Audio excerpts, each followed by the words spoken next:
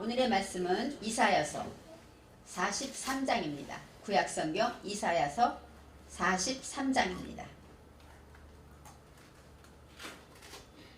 43장 1절로 2절까지 말씀입니다. 이사야 43장 1절로 2절입니다. 페이지 1020쪽쯤에 있습니다. 야곱아, 너를 창조하신 여호와께서 이제 말씀하시느니라. 이스라엘아, 너를 조성하신 자가 이제 말씀하시느니라. 너는 두려워 말라. 내가 너를 구속하였고 내가 너를 지명하여 불렀나니 너는 내 것이라. 내가 물 가운데로 지날 때에 내가 함께 할 것이라. 강을 건널 때에 물이 너를 침몰치 못할 것이며 내가 불 가운데로 행할 때에 타지도 아니할 것이요 불꽃이 너를 사르지도 못하리니.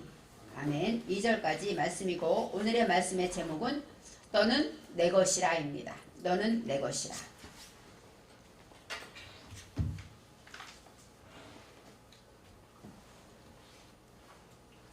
새해를 이제 오늘 셋째 주입니다. 새해를 새롭게 각오하고 열심히 새해에는 정말 열심히 살아야지 하고 약속하고 결심했는데 날이 너무 추워지고 또 신학교도 방학을 하고 또 코로나 때문에 모이기도 힘들고 어려워가지고 여러 가지 어려움이 있다 보니까 처음에 가졌던 마음이 약해집니다. 새해에는 기도해야지 했는데 기도 시간이 줄고 성경을 읽어야지 했는데 어느 순간 성경 페이지가 점점 줄어집니다. 그러면서 몸살기도 있고 연약해질 때 어떤 마음이 드냐? 내가 성령 충만하지 않은 것이 아닌가? 그런 생각이 들어요. 이렇게 새해를 시작했다가 어떻게 1년을 잘 살 수 있을까? 이런 마음이 듭니다. 그러면서 내가 주님을 사랑하는 열정이 식은 건 아닌가? 이렇게 생각할 때 우리는 하나님의 말씀을 통해서 힘을 얻고 능력을 얻게 됩니다. 오늘의 말씀은 이사야 선지자를 통해서 여호와께서 친히 우리에게 말씀해 주셨습니다. 지난주에는 이사야서를 통해서 여호와께서 우리에게 구원의 옷과 의의 옷을 덧입혀 주셨다고 했어요. 그러면서 이제 우리는 항상 하나님이 우리와 함께 계시지 입으로는 시인하고 믿는데 우리의 삶은 그 모양이 아니죠. 하나님이 지금 나를 보고 계시다면 내가 이렇게 안일하게 있을 수 있을까? 우리는 말로는 하나님이 함께 하십니다. 살아계십니다. 내 모습을 보고 있고 나의 형편을 아십니다. 하지만 우리의 실제 행함은 그 모습을 보이지 못하는 것이죠. 그래서 낙심하고 내가 지쳐있는데 여호와께서 오늘 말씀을 통해서 너는 내 것이라 하고 말씀하십니다. 어떻게 우리가 하나님의 것이 되는가 본문을 통해서 생각해 보려고 합니다. 1절에 야곱아 너를 창조하신 여호와께서 말씀하시느니라. 먼저 야곱을 부릅니다. 야곱은 이스라엘 자손이고 또 아브라함의 후손이고 우리가 잘 아는 발뒤꿈치를 잡은 우리가 생각할 때 사기꾼이고 꾀쟁이다 이렇게 우리는 많이 생각했어요. 근데 원어에서 보니까 야곱이라는 것은 야코브예요. 야코브라는 것은 어떤 뜻이냐면 발뒤꿈치를 잡다. 그런데 생각해보세요. 발뒤꿈치를 잡고 서 있을 때는 어때요? 앉을 때가 아니라 서 있다는 뜻이죠. 그래서 발뒤꿈치를 잡았다는 얘기는 서서 움직이려고 행하려고 계획하고 있고 준비하고 있다는 뜻이 있어요. 그래서 마음의 중심을 잡고 있다 이런 뜻이 있습니다. 우리가 선입견을 가지고 발뒤꿈치 잡고 나왔다 해서 야비하다 생각하는데 원어에서 보면은 하나님의 말씀을 이제 듣고 움직일 준비가 되어 있는 자가 바로 야곱입니다. 너를 창조하셨다. 창조는 빠라이죠. 빠라는 창세기 1장 1절에 태초에 하나님이 천지를 창조하시니라. 이 창조입니다. 말씀으로 창조하시고 흙을 지어서 창조하시고 하나님이 창조하신 바로 야곱에 대해서 이제 하나님께서 말씀을 하십니다. 지금까지 이제는 이제라는 것 지금 부사인데 이것은 아타예요. 아타는 어떤 뜻이냐? 목표를 향해서 증거할 때다 이런 뜻이에요. 지금이 어떤 시간이냐? 너가 하나님의 말씀을 가지고 있는 것을 증거할 때다. 이것이 바로 이제라는 뜻이 있습니다. 여호와께서 이제 말씀하신다. 그건 뭐 야곱아 너는 지금 하나님의 말씀을 그대로 지키고 증거할 때야. 이렇게 설명하고 있는 것입니다. 첫 번째는 야곱, 두 번째는 이스라엘아 하고 또 한 번 부르십니다. 이스라엘은 이스라엘 자손, 이스라엘 민족을 말하지만 야곱이 변화되기 전에 이름이 뭐예요? 이스라엘이었죠. 하나님께서 야곱이 그 어려운 가운데 고통 가운데 하나님과 겨루어 이긴 다음에 내 이름을 이스라엘이라 하리라. 승리자의 이름입니다. 이스라엘이라는 것은 하나님과 씨름하다, 하나님과 겨루다 이런 뜻이 있어요. 그래서 하나님을 만났고 하나님과 씨름하고 하나님의 응답을 받아낸 이스라엘에 대해서 말씀하십니다. 야곱에게는 창조했다고 말씀하시고 두 번째 너를 조성하신 이가 말씀하신다. 조성하였다 하고 다른 단어가 나옵니다. 조성하다라는 것은 야차르예요. 야차르. 야차르는 제조하다, 형성하다. 그러니까 창조하다, 만들다 이런 뜻도 있지만 형성하는 건 뭐예요? 눈도 만들고 코도 만들고 입도 만들고 점점 만들어가다 이런 뜻이 있습니다. 그래서 우리가 하나님 앞에서 우리가 하나님의 말씀으로 다시 창조되다 이런 뜻이 있습니다. 우리가 이 세상에 태어났지만 이제는 여호와께서 우리를 하나님의 사람으로 하나님의 자녀로 이렇게 새롭게 생각도 말도 행동도 다 만들어 가시는 것이죠.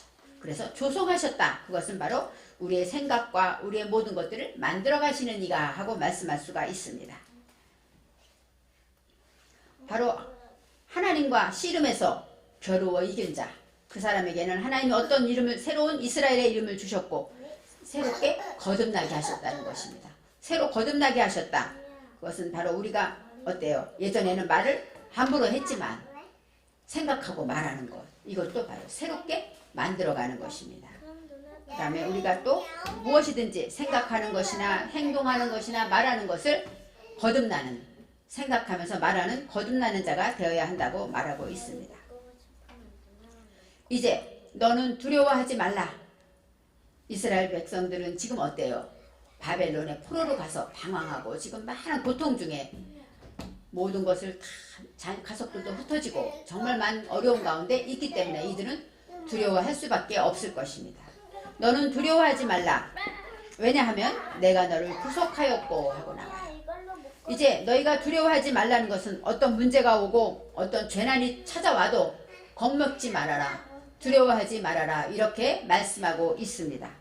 이제 모든 재난의 때가 찾아왔지만 우리는 하나님을 믿기 때문에, 왜냐하면 하나님이 우리와 함께 하시기 때문입니다. 그래서 하나님이 우리와 함께 하시고 내가 너를 구속하였다. 이 구속은 어떤 뜻이냐면 까알입니다. 까알은 속량하다, 몸값을 주고 사다 이런 뜻이 있습니다. 바로 구속하다라는 것은 우리를 구원하기 위해서 어떻게 해요? 값을 치르고 샀다는 것이죠. 맞습니다. 예수님께서 우리를 십자가에서 피 흘려 죽으심으로 우리를 구원하셨잖아요. 바로 값을 주고 사는 것이 바로 오늘의 구속하다의 뜻이 있습니다. 그래서 하나님께서 우리를 구속하였다. 구속하기 위해서는 죽음을 각오해야 돼요. 주님이 죽으셨기 때문에 다시 우리를 살리신 것처럼 주님이 죽으심으로 우리를 살리신, 구속하였기 때문에 너는 두려워하지 말라고 말씀하고 있습니다. 우리는 항상 두려워할 때는 어떤 생각이 있을 때 두려울까요? 하나님 안에 있을 때는 두렵지 않아요. 우리 생각이. 근데 하나님 밖으로 있을 때 우리는 두려워집니다. 하나님 밖으로 나갈 때면 어떻게 되냐면은 울타리를 떠나는 것이죠. 하나님이 세워진 울타리 안에 있을 때는 답답한 것 같지만 그 안에서 자유를 누리고 평화를 누리는데 하나님이 주신 생각에서 떠나게 되면 우리는 사람을 의지하게 됩니다. 사람을 보면 사람은 다 똑같은 사람이기 때문에 걱정되고 그 사람이 나를 도와줄 수가 없기 때문에 우리는 두려워한다고 말합니다. 그래서 우리의 마음을 하나님 안에 있느냐 하나님 밖에 있느냐에 따라서 두려움이 우리를 찾아온다고 말하고 있습니다. 하나님의 말씀은 진리이기 때문에 진리는 물처럼 우리 안에 스며드는데 우리의 영혼을 만족해 하고 이 시간 하나님의 말씀을 듣는 저와 여러분의 영혼을 말씀으로 만족해 합니다. 그래서 예수님이 나를 위해 십자가 지시고 죽으셨지.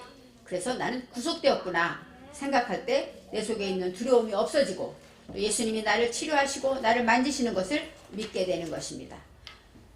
내가 너를 지명하여 불렀나니 너는 내 것이라 이렇게 말해요.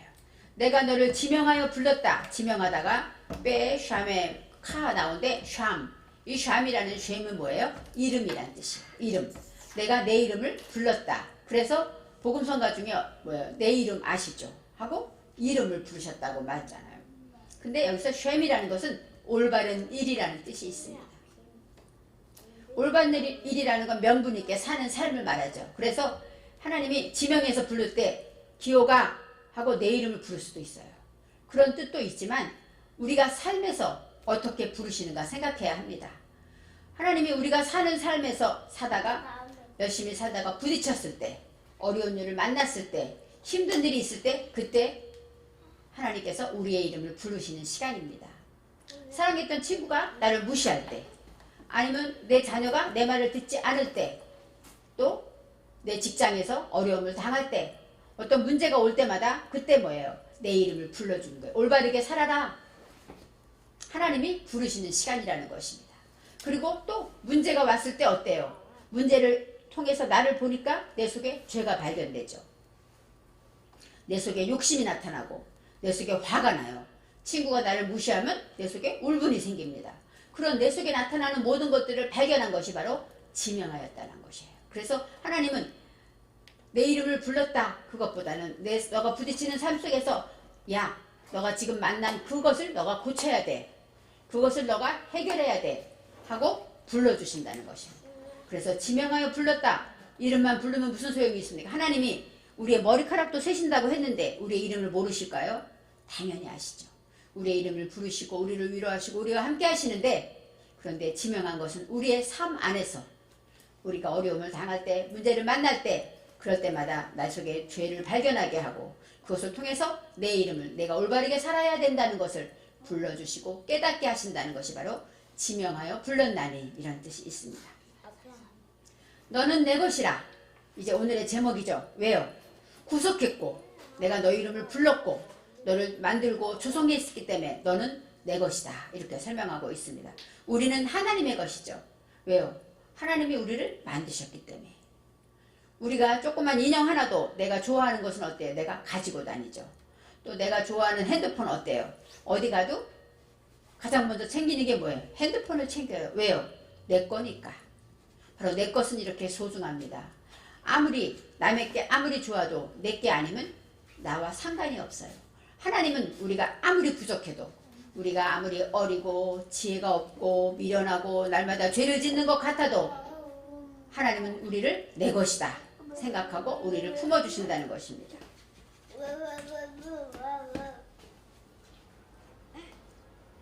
하나님이 우리를 지명하면서 우리를 문제를 통해서 부르실 때 주여 말씀하옵소서 제가 여기 있나이다 하고 음성을 들을 때 우리는 진정한 하나님의 것이 되는 것입니다. 이제는 하나님의 것이 되고 하나님의 소유로 인치심을 받아야 되는데 순서가 어떻게 되죠? 제일 먼저 하나님이 창조하셨고 그 다음에 두 번째는 조성하시고 우리를 만들어 가신다는 것입니다. 그 다음에는 하나님께서 우리를 구속하셨어요. 우리를 십자가에 피 흘려 죽으심으로 우리를 구속하시고 그 다음에 생명받아 거듭난 우리를 어때요? 날마다 깨닫게 하시고 회개케 하시면서 우리를 지명하여 부르심으로 마지막에 하나님의 것으로 만들어주시는 단계가 있습니다. 그래서 우리가 오늘의 말씀을 통해서 하나님께서 이렇게 나를 날마다 세워가시고 만들어가시고 고쳐가시는구나 생각할 때 그러기 때문에 우리는 주의 것이라는 것입니다. 2절 말씀에 너희가 왜 두려워하지 말아야 되는가 생각하고 있습니다. 2절에 내가 물 가운데로 지날 때에 내가 너와 함께 할 것이다. 하나님의 것이기 때문에 물 같은데 지나가지 않게 하시겠다. 그것이 아니에요. 우리는 물 가운데로 지나가야 합니다. 물도 있고 불도 있고 시험도 있고 환난도 있고 염려, 근심, 가난, 질병 많은 문제가 있죠. 근데 물 가운데로 지날 때 내가 너와 함께 할 것이다 하고 말씀하십니다. 너와 함께 하다 이게 바로 이트카 하고 나오는데 에트예요. 에트는 뭐예요? 알레프부터 타부까지 즉 배워서 목표를 가질 때까지 처음부터 끝까지 바로 하나님은 언제까지 함께 하신다고요? 처음부터 끝까지 우리를 천국에 인도하는 그날까지 하나님은 늘 우리와 함께 하신다고 말하고 있습니다. 물 가운데로 지날 때에 이제 또 강을 건널 때에 물이 너를 침몰치 못할 것이다. 이 침몰하다가 샤타프예요. 샤타프는 범람하다. 그러니까 우리가 물 가운데로 지날 때 점점 물이 너무너무 넘쳐서 우리를 넘쳐서 범람해서 우리에게 넘어지고 쓰러지게 하지 않을 것이다 라고 말합니다. 우리는 하나님의 자녀이기 때문에 물 가운데로 안 갈 거야. 하지만 하나님은 우리를 더욱더 물 가운데로 지나가게 하십니다. 그래야만 우리가 어떻게 돼요? 하나님의 능력을 만날 수가 있기 때문입니다. 홍해바다 사건을 생각해 보세요. 홍해바다는 우리가 바로 하나님께서 어떻게 했어요? 하나님의 말씀으로 바다를 육지처럼 지나게 하신 그 사건입니다. 홍해바다 앞에 있을 때 이스라엘 백성들이 어땠을까요? 뒤에는 애국 군대가 쳐들어오고 앞에는 홍해바다가 있을 때 우리는 어떻게 그 두려움을 이겼을까요? 바로 모세의 순종. 모세가 순종함으로 그 어려움을 이겼습니다. 그래서 홍해바다 사건을 기억하면서 내가 물 가운데로 지날 때 너를 지켜주시겠다고 말씀하십니다. 이 홍해라는 것, 우리가 물 가운데로 지난다는 이 홍해는 우리가 성도들이 받는 세례라고 성경에 나와 있습니다. 고린도전서 10장에 바로 세례라고 성경은 말하고 있습니다. 왜요? 우리가 예수를 믿고 거듭나면 어때요? 홍해를 지나야 돼요. 홍해는 어때요? 하나님의 살아계심을 알고 물에 우리가 잠겨서 죽은 것처럼 다시 새롭게 태어나는 것이 세례라고 말합니다. 그래서 오늘의 말씀에 옛사람은 죽고 새사람으로 태어나는 것, 이것이 바로 세례이기 때문에 우리 믿는 사람들은 반드시 물 가운데로 지나가야 하죠. 그 가운데 지나갈 때 하나님의 기적을 보고 마른 땅처럼 건너가게 하고 또 나를 따라오던 모든 애국 군대가 물에 수상되는 것을 보게 되는 것입니다. 우리가 예수를 믿고 예수를 거듭나서 영접함으로 인하여 내를 괴롭히는 모든 사단 마귀가 이제는 온전히 말씀 앞에 다 굴복되고 무너지고 괴멸되는 것을 우리가 보게 되는 것, 이것이 바로 세례이고 바로 물을 건너는 일입니다. 베드로전서 3장 21절에 물은 예수 그리스도의 부활하심으로 말미암아 이제 너희를 구원하는 편이 곧 세례라 하고 성경에서 베드로 사도가 말하고 있습니다.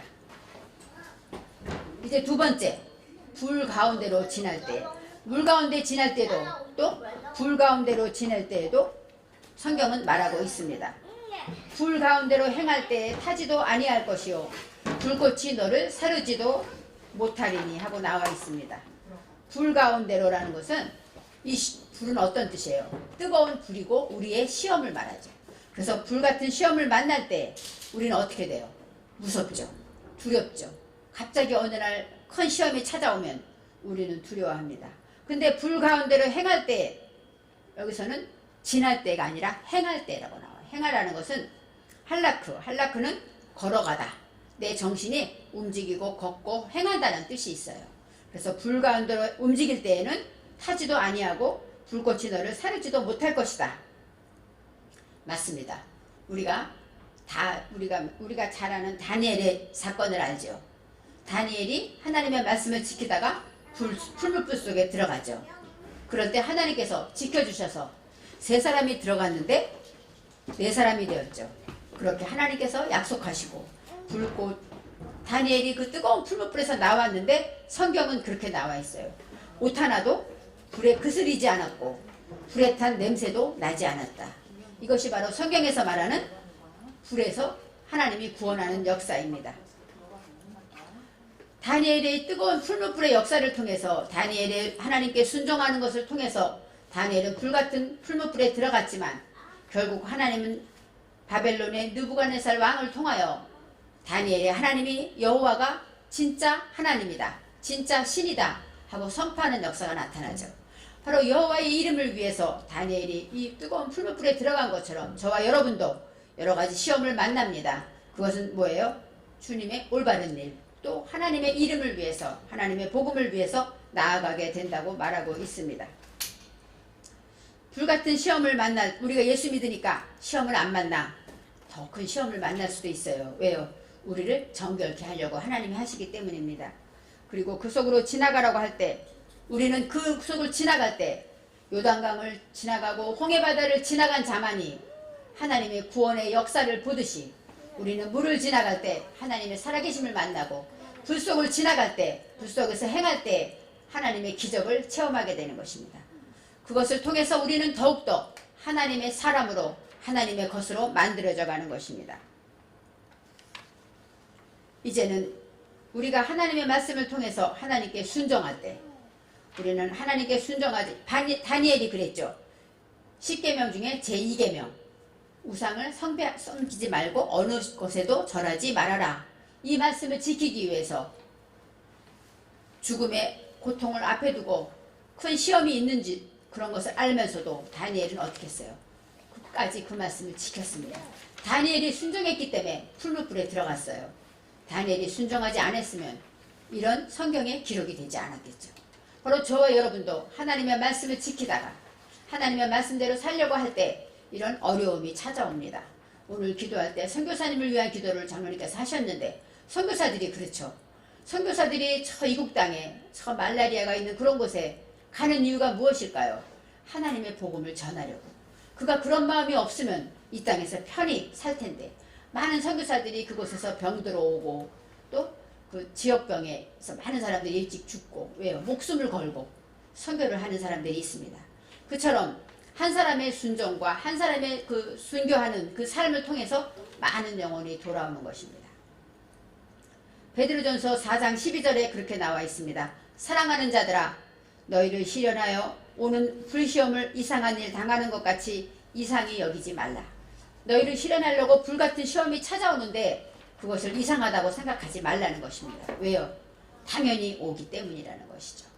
그래서 하나님께서는 저와 여러분이 하나님의 것이기 때문에 창조하셨고 조성하셔서 지명하여 불러주고 구속하시고 이렇게 놀라운 우리를 통한 계획을 가지고 계시면서 이제는 두려워하지 말라고 하십니다. 왜요?